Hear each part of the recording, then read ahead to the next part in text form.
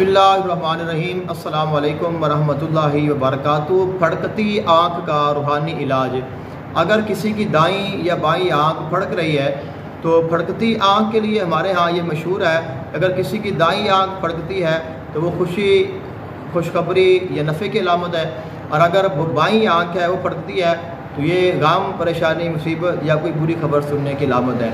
तो अगर आपकी आँख फड़क रही है और आप परेशान हैं तो आपने परेशान नहीं होना है। कुरान मजीद फुरकान हमीद की आयत वनुनज़्ज़िलु मिनल कुरानी मा हुवा शिफ़ाउन व रहमतुल लिल मुमिनीन, ये आयत और इसके साथ आपने ये दुआ शामिल करनी है जो कि हदीस पाक में मौजूद है।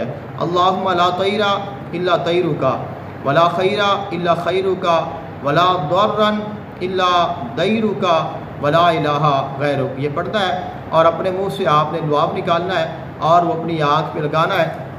इंशाअल्लाह उसके फ़ौरन बाद ही जो आँख है वो फड़कना बंद हो जाएगी और आप इस परेशानी से निजात पा जाएंगे।